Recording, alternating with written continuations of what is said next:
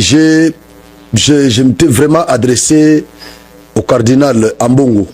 Ambongo, c'était dans un langage très clair. Na sorti naïe médiatique, naïe Sakibino, que Ambongo a révélé Bisso vrai face naïe, que c'est lui le patron de l'opposition congolaise. Donc, Aza opposant. Bisso de Rosela Ambongo Nanzela, parce que la rue n'a pas des yeux. Hein? C'est Gustave Le Bon, dans son ouvrage La philosophie de la foule. Il dit que la foule est sans esprit, la foule est sans âme. La foule n'a pas Dieu. Donc, foule monaka titre ya mutute na balabala.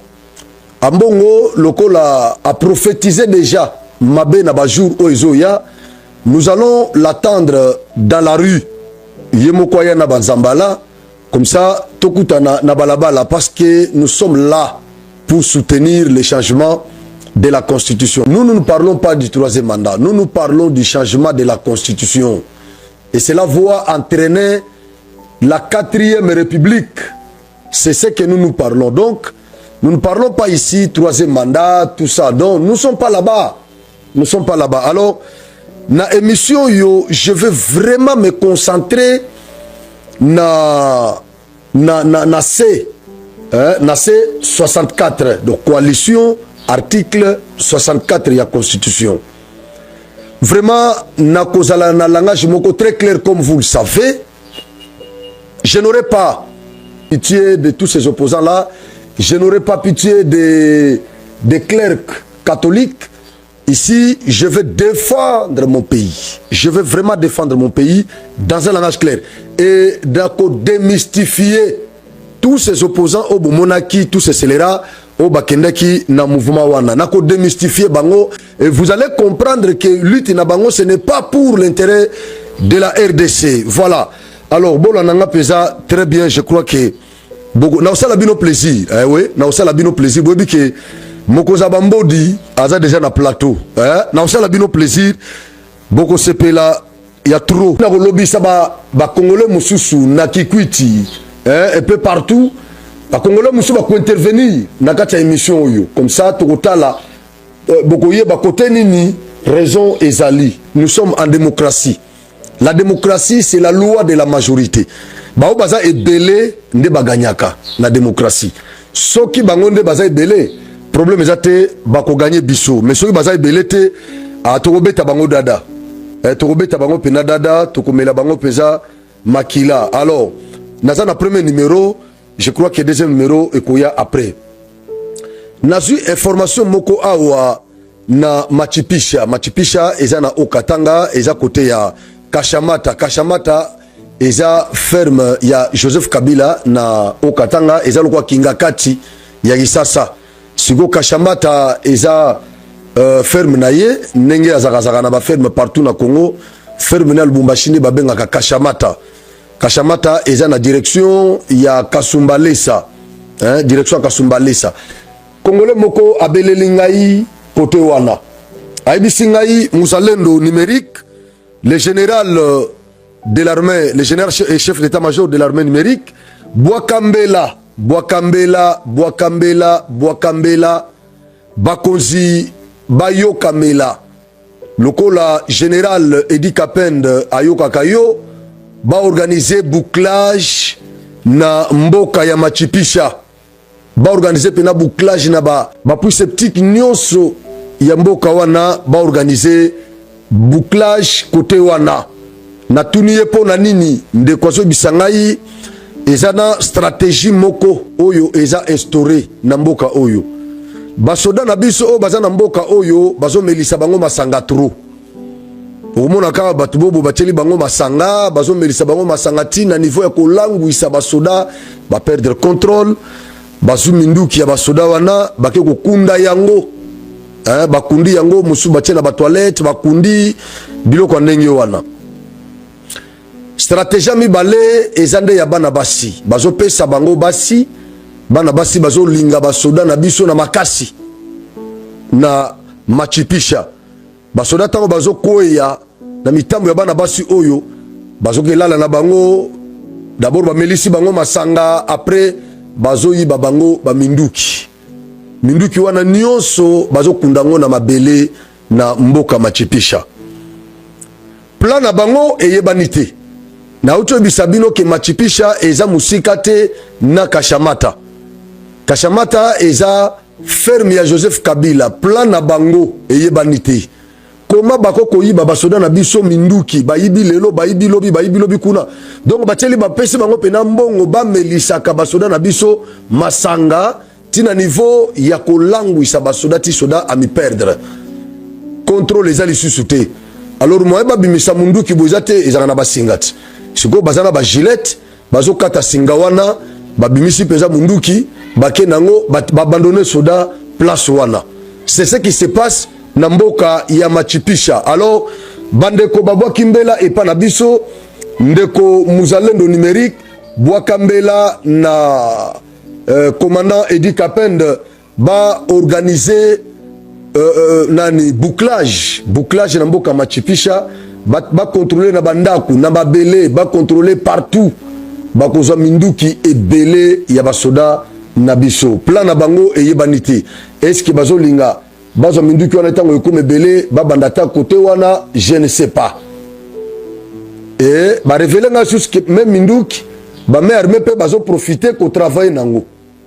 Donc nyonso wana ezana kati. Alors général Edi Kapende en tout cas soki oko intervenir je crois que kozala eloko yamalamu. Alors bandeko sikoyo nami focaliser na coalition 64 au babengi en sigle C64 et ça basé na article 64 ya constitution. Je crois que na décortica déjà article on a plusieurs fois na kozonga elango lisusu parce que bango pe batiki yangote loko batiki article wana te ngape na kozongela article wana na koela bino pe congolais mususu oyo apesi nimbola ya article wana na nenga kitoko aza ni professeur te aza ni juriste te aza ni scientifique moko te aza pe acteur politique te aza ni ya société civile te. Donc un citoyen lambda mais à interpréter disposition il y a article 164 plus que ba scientifique ba politicien oyo ba créer C64 na otela bino vidéo wana place oyo en tout cas na sepeli mingi ba objectif ya bandeko oyo ezanini na kati ya na création création ya structure na bango oyo objectif na bango ezanini ya liboso c'est contre le 3e mandat du président Félix Antoine Tshisekedi wana eza liboso ya mibale bazo senga retrait ya proposition de la loi référendaire balongola ba retirer loi wana parce que loi est déposée déjà dans bureau je crois qu'il est déjà dans la commission quelque chose comme ça. Alors bazo senga retrait il y a proposition wana c'est-à-dire elle est catée. Donc ils ne veulent même pas que ba député ba exercer mandat na bango librement. Bazo empêcher chef de l'État ko exercer mandat na ye librement ba pousser pion na bango musika baketi na parlement bake ko empêcher ba député ko exercer mandat na bango librement. C'est-à-dire chef de l'État ne peut pas réfléchir sur la révision de la Constitution. Les députés également ne peuvent pas réfléchir sur cette question. C'est-à-dire ba organe ou ba autorité nyonso oyo Constitution et reconnaître compétence ya kozwa initiative ya révision ya Constitution ba opposant bazo pekisa bango balobi non vous n'en avez pas le droit. Je me pose la question, est-ce que ça bao baza na pouvoir nde bazo violer constitution to eza bango nde bazo violer constitution mais sans les savoir. Prochaine marque.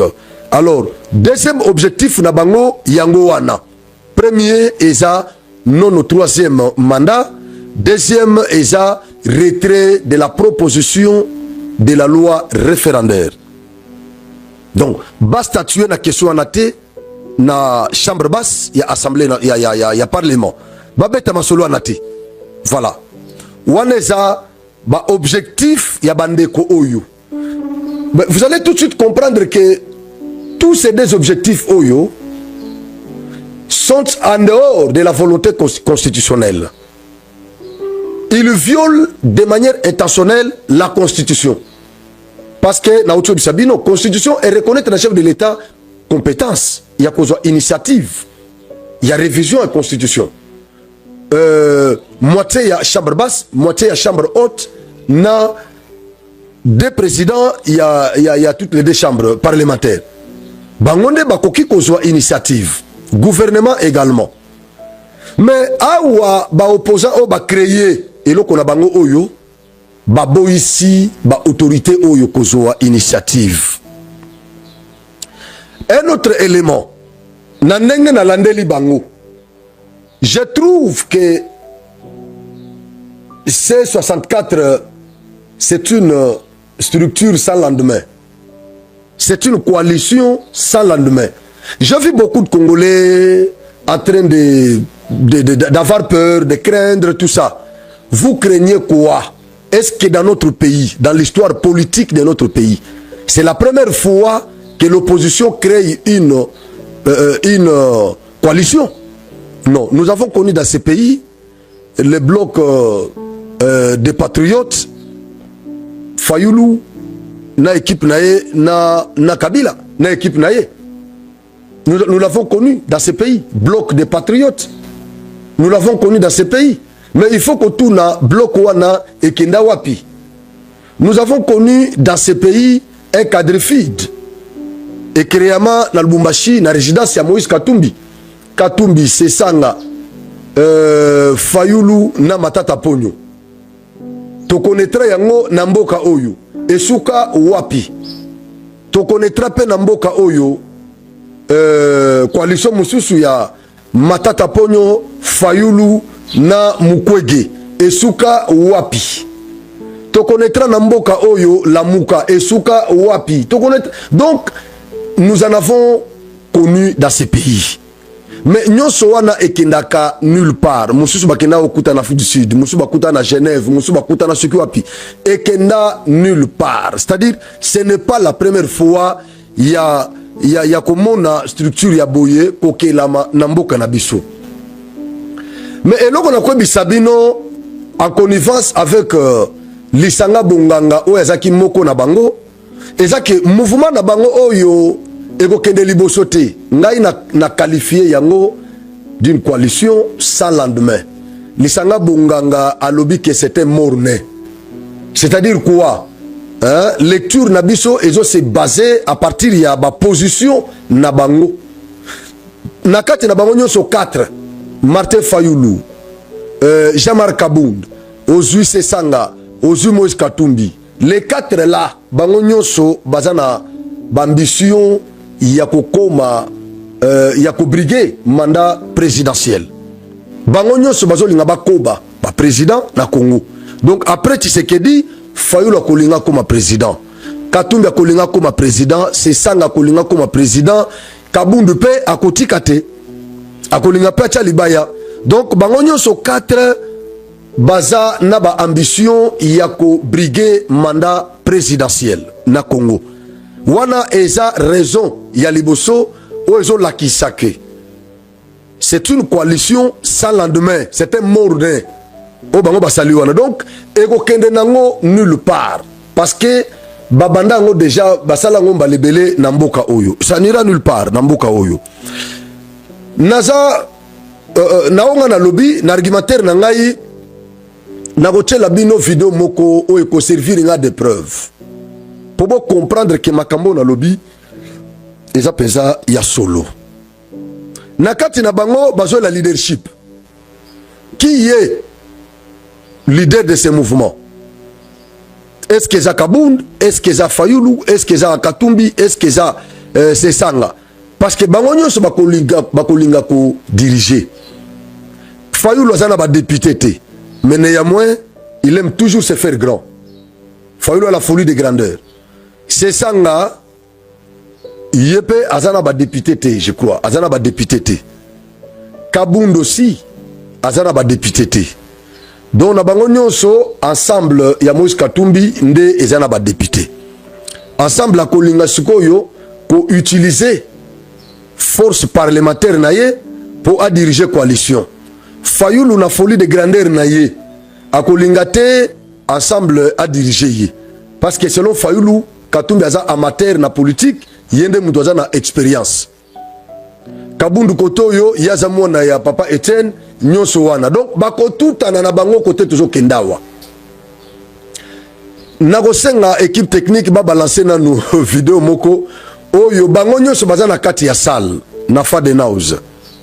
Mais ba fan ya Fayulu babandi ko skande nzembo moko bazo imba balobi bazo benga Fayulu aigle Fayulu atelemi azo pesa bango ba bisou sikoyo les trois autres petits ninja bavandi na se bakomota la Fayulu ezaki pane na Fadenhouse yem do pesa bango cadre sikoyo bafana na ye ya iside bayaki wana na bato la muka bayaki wana mondambo sikoyo bakomi ko yemba bazo kumisa Fayulu azo pesa bango ba bisou apesa bango ba bisou donc azo la kisa déjà na monde que awa eze pa na ngai et puis bato baza ebele awa baza batunanga c'est-à-dire ba nyonso ba yawa baza na sima donc ngai nde leader awa na trois oyo côté ya batu ya Kabundu pe yoka batu ya Kabundu bacha na nos vidéos comme ça après toya bacha na nos vidéos bona na nos vidéos na boy po segisinga trop bona nango non.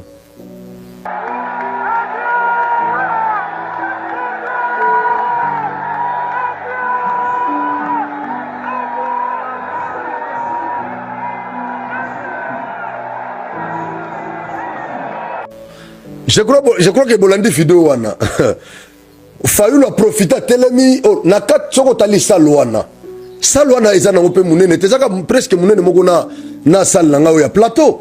Eza presque munene mokoti. Ezaka presque munene moko alors fulo basa na salwana eza différent na balabala. Siko botala bato o bazaki na kata sal tango siko babimi libanda. Bango wana siko botala bato wana bazaki na sal. Hein? Viens na moko VKM Moussa Koli, prophète Victor Katolo Kamande.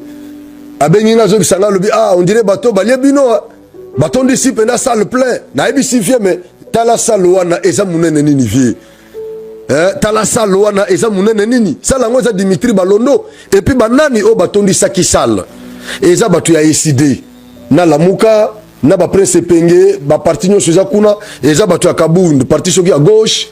Ba créer structure moko à gauche c'est ça nga pena coalition na ye ozu Moïse pena batu na ye donc bango ozu ba parti on atangi bango nde batondi sisalo no bozo mona wana donc les quatre partis c'est-à-dire na ba coalition na bango nde batondi sisalo siko tango babimi libanda tala nombre na bango libanda donc bozo mona ke balabala ezele ko kosakana la terre bokotondi sa mo sal moko Dimitri Balondo mais balabala ekomela bino bozomona siko bolanda batu ya Jean-Marc Kabund ye wana pe achepe maboko ligolo abimi pe champion bolanda siko batu na urgent c'est confirmé Jean-Marc Kabund à Kabund devient le poids lourd de l'opposition congolaise c'est-à-dire ba Martin baza ba poids léger ba Katumbi baza ba poids léger ba Sesanga baza ba poids léger c'est Jean-Marc Kabund qui est devenu poids lourd. Il a d'après plusieurs sources statistiques, mobilisé 70 000 participants lors du lancement de la C64 à Kinshasa. Une réalité qui a créé des embouteillages et paralysé la capitale congolaise. Embouteillage eza ba oyo moni wana na balabala ba oyo nde embouteillage oyo paralysé capitale ya Kinshasa. Bozomona ba fan bozomona ba fan ya ba leader oyo bozoloba botala siko embouteillage oyo 70 000 oyo Jean-Marc Kabund a mobilisé bango wana. Donc batu ya Kabund selon Kabund c'est lui qui était le poids lourd na kacha 4 wana. Batu ya Martin Fayulu balobino Fayulu aza aigle donc aza na vision de loin koleka bango nyonso. Siko kota Moïse Katumbi pe bango bakoloba nini biso zana ba député ba nyonso baza opposition ya libanda mais nous sommes une opposition parlementaire. C'est ça ngako bisa bango nini na bino nyonso ndenge za wana je suis une tête qui fonctionne bien. Donc et comment mystique na bango nyonso ne baza wana. Voilà pourquoi na ebisi bino que Ezeloko Eko Bangi Sabinote parce que c'est une structure sans lendemain. C'est une structure sans lendemain, ça ne promet pas. Ça ne promet pas. Donc, ne vous en faites pas, Nanyo Soana, ne vous en faites pas. Nazo Tangi Labino, article 64, Nazo Banana na 63. Parce qu'il n'a qu'à démystifier ba opposant Wana. Hein? N'a qu'à démystifier Bango. Ouais.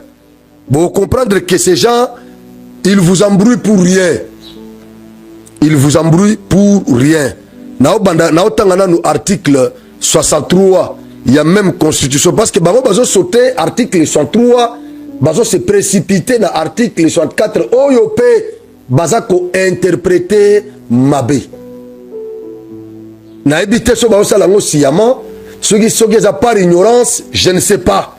Mais ce que je retiens est qu'ils interprètent très mal cette disposition.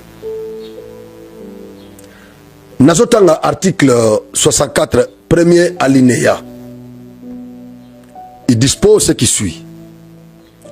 Tout Congolais a le droit et le devoir sacré de défendre le pays et son intégrité territoriale face à une menace ou à une agression extérieure.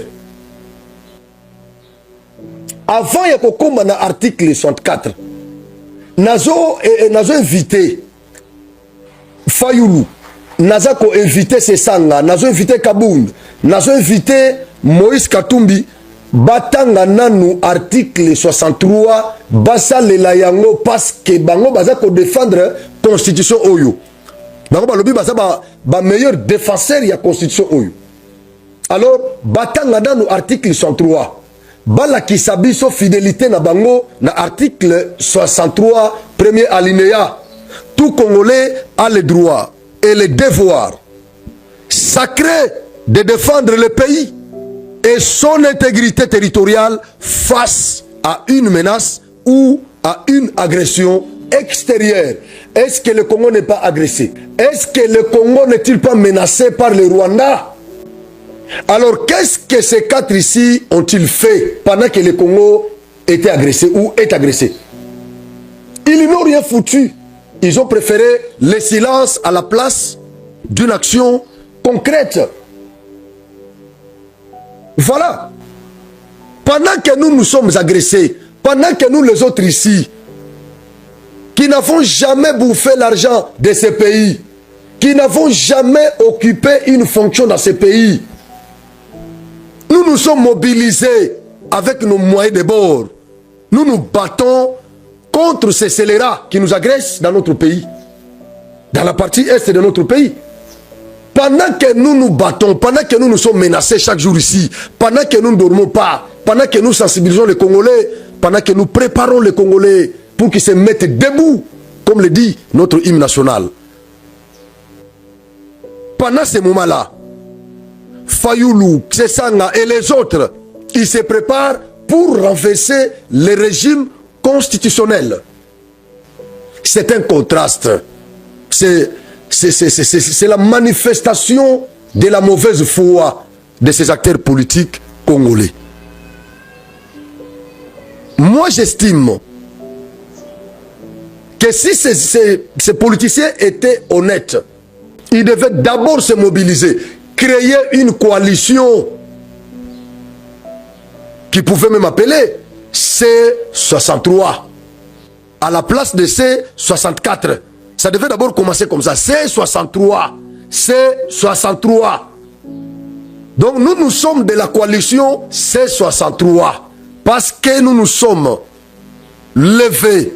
Nous avons fédéré nos énergies, nos forces pour bouter dehors l'ennemi qui est dans notre pays. L'ennemi qui nous menace. Ils ont sauté cet article et ils sont allés directement à l'article 64. Je vous donne la lecture de cet article. Écoutez, premier alinéa.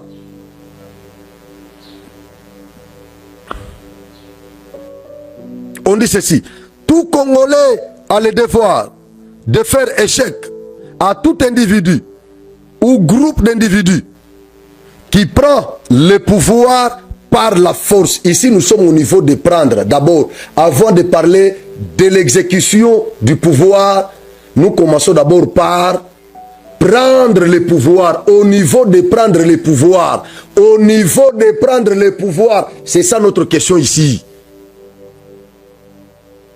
Tout Congolais a le devoir de faire échec à tout individu ou groupe d'individus qui prend le pouvoir par la force ou qui l'exerce en violation des dispositions de la présente Constitution. Nous sommes au niveau d'abord de prendre le pouvoir. Dans ce pays, qui a pris le pouvoir par la force? Est-ce que c'est Félix ou c'est Nanga et Kabila? C'est la question que ces opposants devaient se poser. Entre Félix et Kabila et Nanga, qui a pris le pouvoir par la force? Félix a pris le pouvoir par les élections. Vous allez me dire que c'était des élections mal organisées, c'était des élections teintées de fraude. Vous pouvez tout reprocher à ces élections. Mais tout ce que nous devons retenir en cette occurrence est que le chef de l'État est là. Il avait eu les voix des Congolais et il a été confirmé par la Cour constitutionnelle. C'est-à-dire il a la légitimité légale populaire et la légitimité légale. Il est là.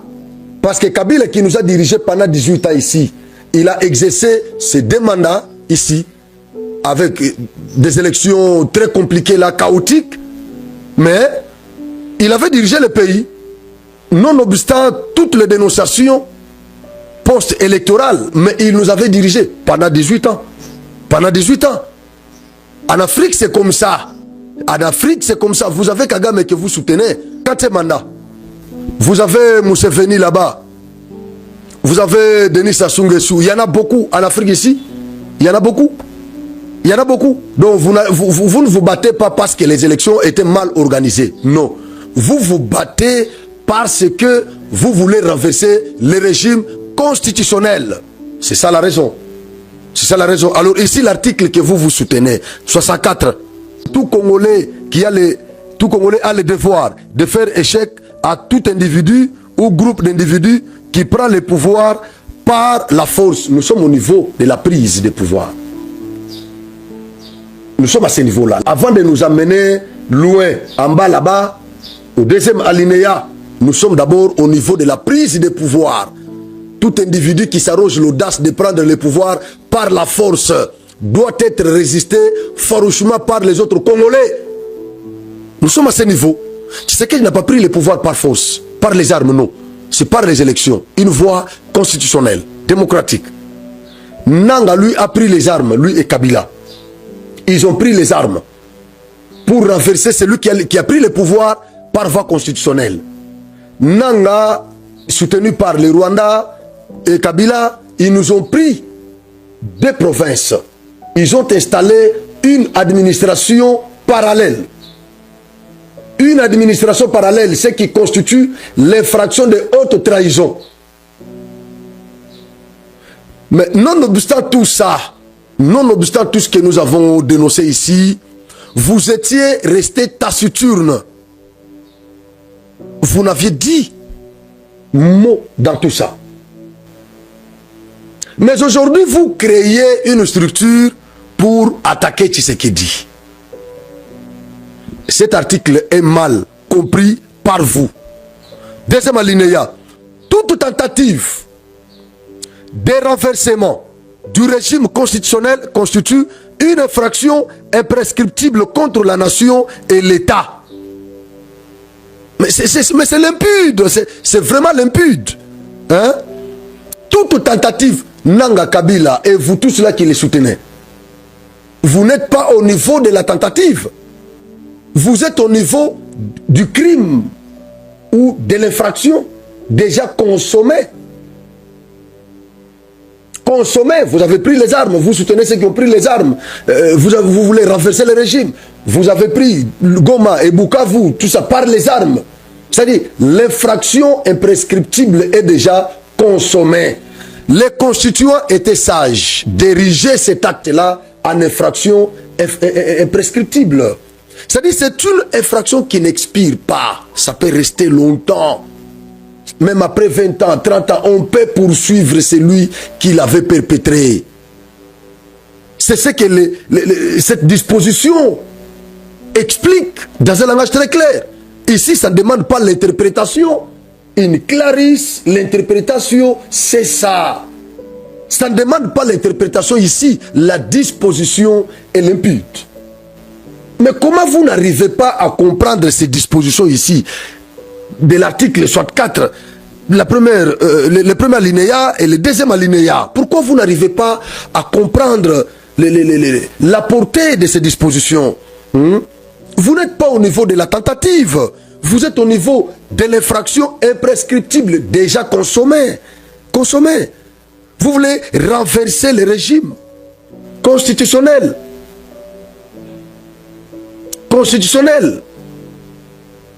Ça constitue une infraction imprescriptible contre... L'infraction n'est même pas perpétrée contre l'individu Félix Tshisekedi, mais c'est contre l'État, contre la nation congolaise. Vous pouvez imaginer, hein? Vous pouvez imaginer, on pêche contre Dieu, on fait mal à son prochain, mais ici on vous dit que vous perpétrez l'infraction imprescriptible, le fait de tenter de renverser un régime constitutionnel contre l'État et la nation congolaise. Donc c'est l'État qui vous poursuit. Dans cette occurrence, c'est l'État congolais qui a poursuivi Nanga et Joseph Kabila.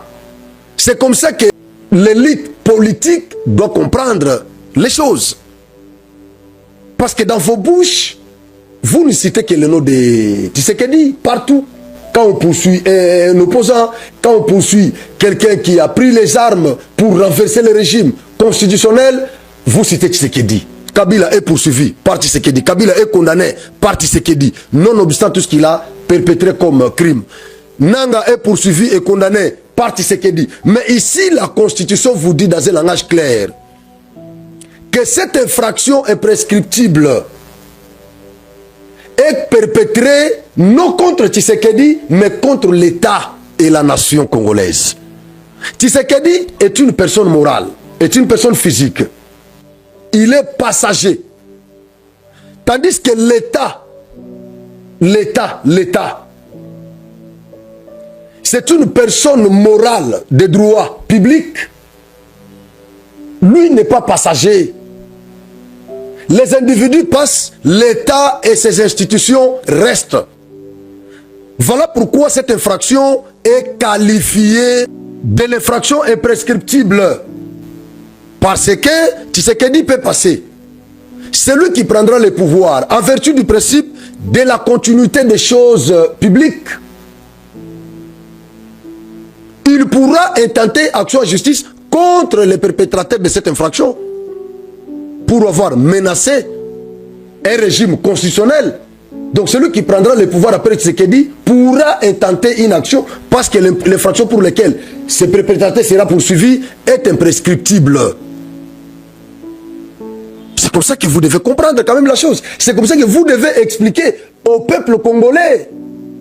Mais tout ça, vous cachez. Vous prenez seulement l'aspect qui vous est avantagé, vous le brandissez.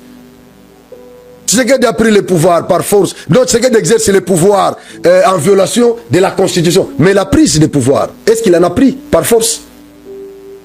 Au niveau de la prise de pouvoir, Tshisekedi n'a pas pris le pouvoir par force avant d'arriver là-bas, à l'exécution, en violation de la Constitution. Mais on commence d'abord par la prise de pouvoir. Est-ce qu'il en a pris par force? Il en a pris par élection. Vous êtes des traîtres. Vous soutenez le Rwanda qui nous agresse. Vous êtes des traîtres. Alors, je vous balance une vidéo d'un Congolais. C'est un mécanicien. Il n'est pas constitutionnaliste.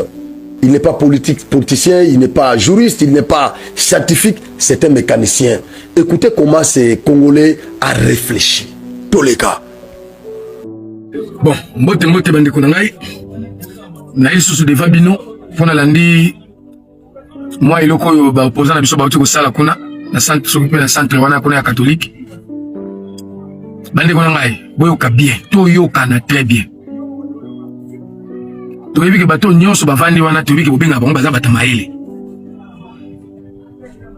Ndenge bobenga bango baza batamaele. On a utiliser article 64 de la Constitution. Biso totanga te ko bango. Biso oponga na mécanicien, na chauffeur mécanicien. Mais na sepela ka mingi na banda kolanda politique banda kala. Na bandi politique na si na 1990. Les mususu bato mususu wana bazate. C'est wana IDP c'est en forme et pas papa Yemoko. Etienne Tshisekedi wa Mulumba. Na mon formation mokie tozwa na idéologie mo mokie tozwa to comprendre que to ba politicien té. Tozana ba opportuniste. Article 64 ba tizango ndenge nini. Bande ko partager vidéo oyo. Pe bo commenter yango. Bo aimer yango. Article 64 ba tizango na moto yo alingi kozwa pouvoir par la force. Tshisekedi a eu pouvoir la force té. Tshisekedi jusqu'au moment Msiko yone toza bosiko. Mandat na yeko spiriti na 2028. Siko yebisangai. Ba osala article 64 contre Tshisekedi. Donc c'est-à-dire, si tu comprends bien, na ba obaza na est. O ba benga bananga. Na Kabila. Na ba ngomi ba osala awawa, bana objectif moko. Pona nini na lobibon. Tu comprendre. Donc c'est-à-dire, article 64 ezo salama na moto yo alinga zo pouvoir na mandoki ou bien na makasi. Mais bango, Tshisekedi a pouvoir, bazo appliquer article 64. O leba appliquer yango contre bato bazo bundisa Tshisekedi po ba benga na Tshisekedi.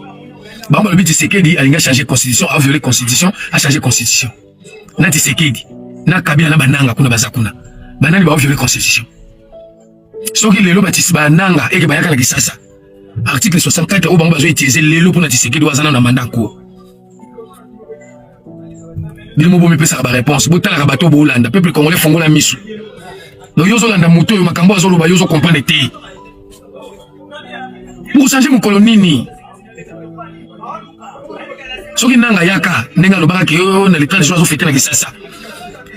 Siko bango benga utiliser article 64 côté qui. Pour mutazo mo constitution ku te pekisi makambo ya kozwa bokonzi na mandoki. Menanga esali yango na Kabila.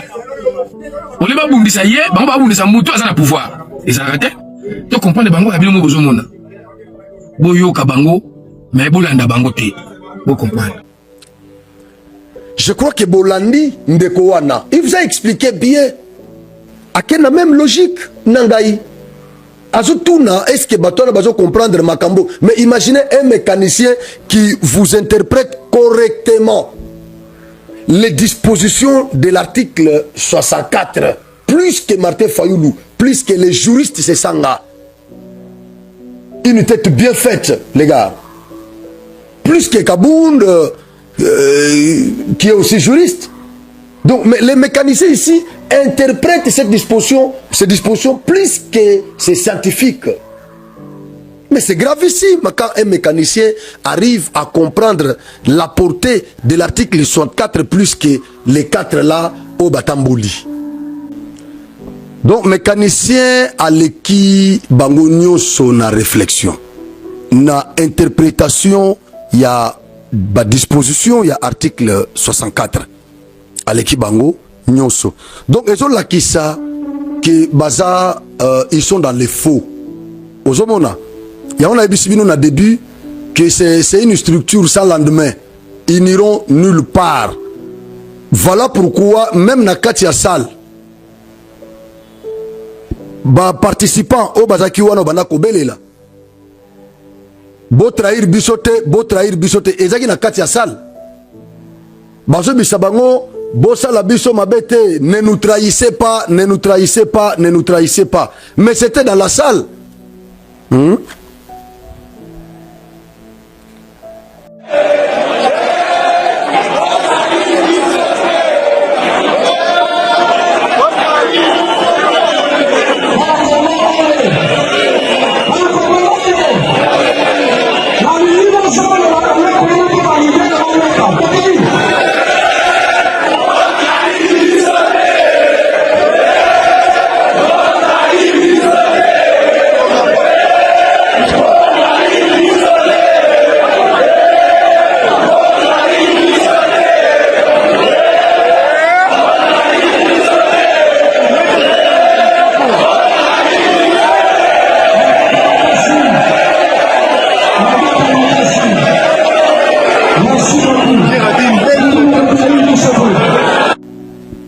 J'étais dans la salle. Beau trahir bisoté. Beau trahir bisoté. Donc bayebi ke bango bakendaka musika te naba biloko basala ka oyo. Beau trahir bisoté. Non, j'avais mis ça. Bakinoa Congo banzembo za musika te. Hein? Bayebi ke bakendaka musika te batrahiraka toujours. Batrahiraka toujours. Pour trahir bisoté, c'est-à-dire c'est quelque chose qui n'ira pas loin. Vous voyez? Deuxième, je crois deuxième vidéo na oche labino, troisième na oche labino, et ça y a Lisanga Bonganga à répondre bango pe. La sepeli vient à répondre bango Lisanga Bonganga aniki bango pe ba plan. Lisanga Bonganga nakolinga soda achela bino vidéo ya Lisanga Bonganga comme ça tozong après tolega.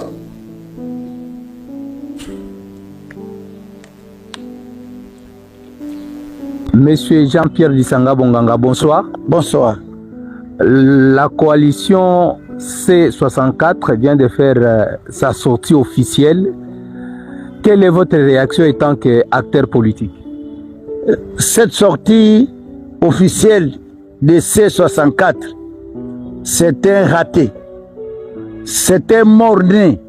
Un mort-né, pourquoi? Parce que avoir même la configuration avec... Parce que tous ceux-là sont des candidats présidents de la République. Je ne sais pas comment ils vont naviguer. Ça, c'est un. De deux, ils sont en train de taxer le président de la République en disant que non, c'est un dictateur. Mais ça, c'est très grave. Ces gens ont commencé leur activité du début à la fin, avec toute quiétude. Comment il peut parler du président Félix Tshisekedi en dictateur? Ça, ce n'est pas être reconnaissant. Au lieu qu'on parle de lui en démocrate, les démocrates Félix Tshisekedi leur a laissé tout le temps. Et ils ont fait leurs manifestations comme il faut. Et nous disons que ça c'était mort-né, l'avenir nous le dira. Deuxième élément, nos amis sont en train de s'en prendre aux parlementaires pour la loi référendaire. Mais cette loi qui était bien sûr au niveau de la commission, PAJ, ça va terminer, ça va aller à la plénière, et la plénière, les gens vont voter, on va avancer. Je ne vois rien ce qui va freiner cette loi référendaire. La loi, bien sûr, du professeur Ngondankoy, qui a été enrichie, bien sûr, par la commission, et on va aller de l'avant. Donc, nous disons à nos amis, ils doivent se préparer pour affronter les peuples. S'il y a référendum, nous allons affronter les peuples ensemble. Il ne doit pas se substituer à la place du peuple. De dire que non, parce que nous sommes opposants, nous sommes ceci, nous allons représenter le peuple. Non, nous irons vers le peuple. Et je pense que ce qu'ils ont fait aujourd'hui comme sortie, c'est un mort-né et c'est un raté. Et le moment venu, nous allons nous regrouper comme d'habitude avec tous les présidents des partis pour donner notre position officielle comme d'habitude. Il faut barrer la route au changement de la Constitution. Parce qu'avec cette loi référendaire, les traits déjà mis en marche, ils sont en train de prendre les traits au moment où nous sommes déjà très loin. Ça ne sert à rien. C'est comme ça que nous disons que c'est un mort-né. Un mort-né. Donc, c'est comme si on veut dire nous sommes lundi, mardi, on dit ça sera un dimanche. Non. Il ne faut pas comparer ce qui n'est pas comparable. La loi, il va y avoir référendum, il va y avoir changement de constitution. Nous aurons une nouvelle constitution qui sera adaptée aux réalités. Et comme nous l'avons dit, même moi je suis catholique, j'ai beaucoup de respect à l'égard du cardinal Monsengo qui nous a quittés. J'étais à la conférence nationale souveraine. Est-ce qu'on peut comparer la constitution de la CNS avec la constitution des belligérants? Et même pour l'honneur et aujourd'hui la mémoire du cardinal Monsengo, mais nous allons prendre la constitution de la CNS et nous allons l'amender. Ça, c'est respecter la mémoire du cardinal. Moi, je suis du cardinal Monsengo, je suis catholique. Donc, la constitution va être modifiée, va être changée et adaptée aux réalités. Donc, nos amis, ce qu'ils ont fait, je termine par ça, c'était mort-né et c'était raté. Merci.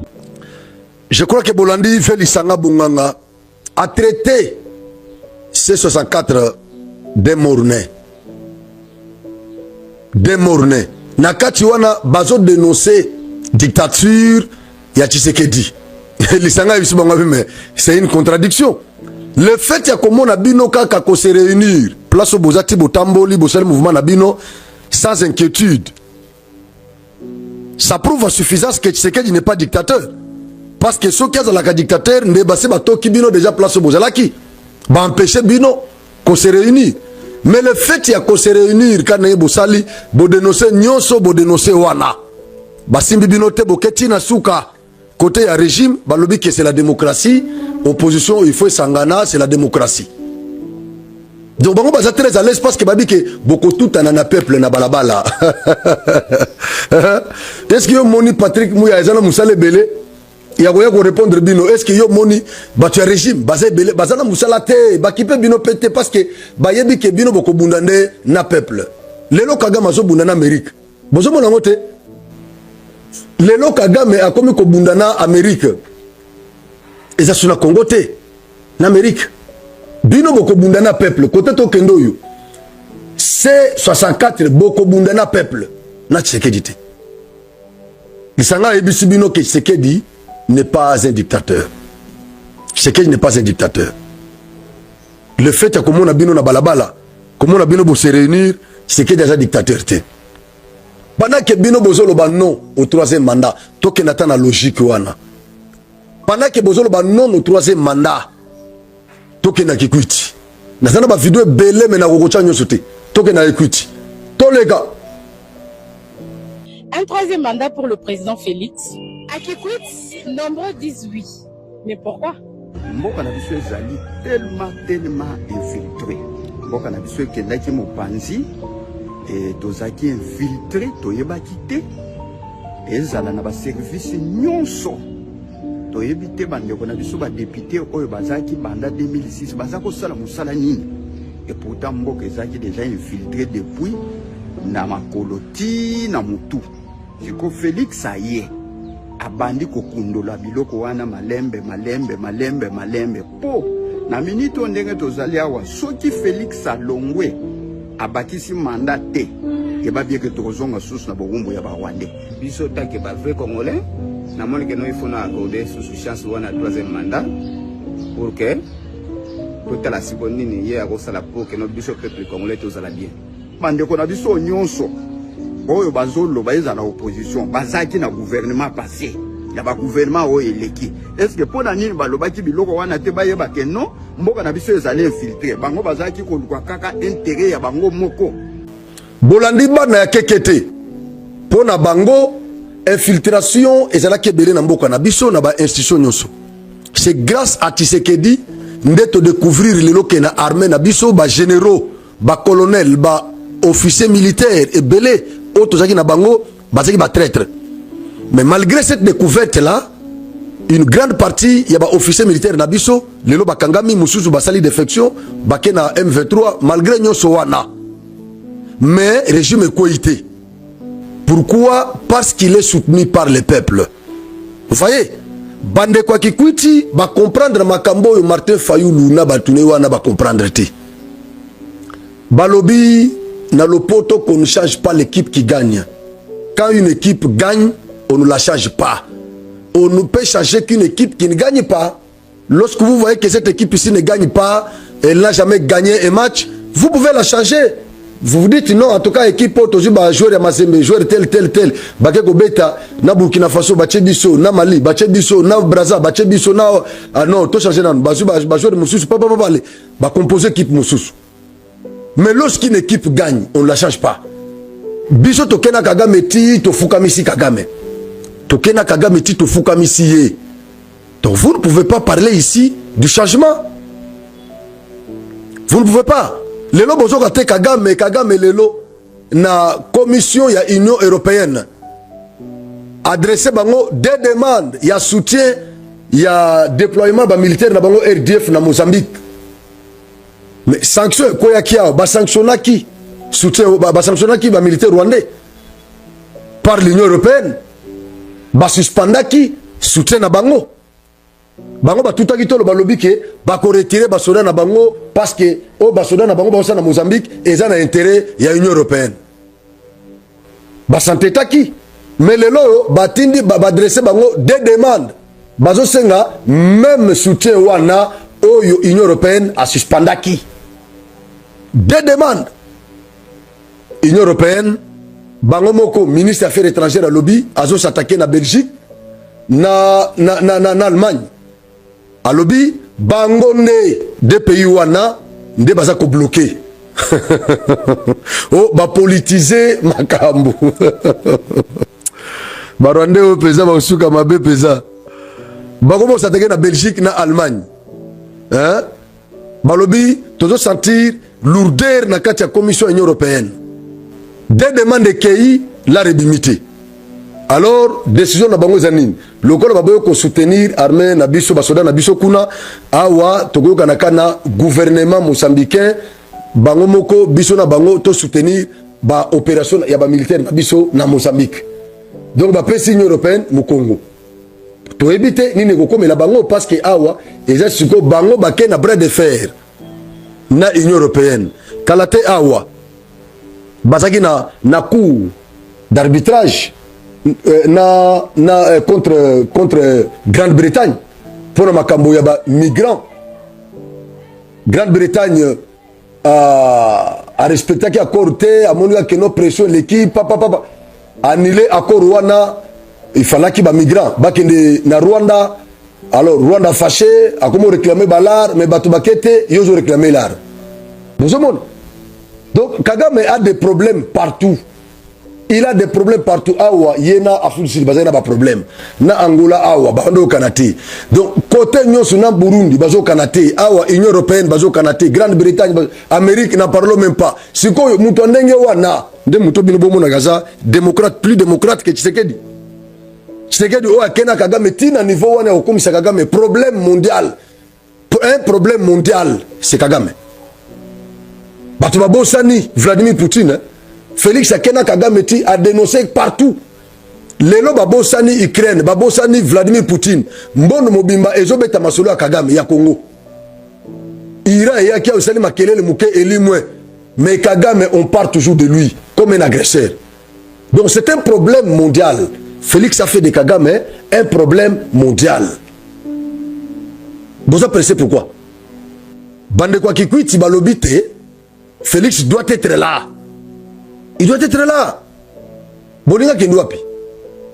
Biso na minito yo soki Félix était. Kofi Ibisibino Kagame ndafandeli biso na Gombe. On ne change pas l'équipe qui gagne. Félix doit être là parce que approuvé biso Kaza Mobali. C'est un homme.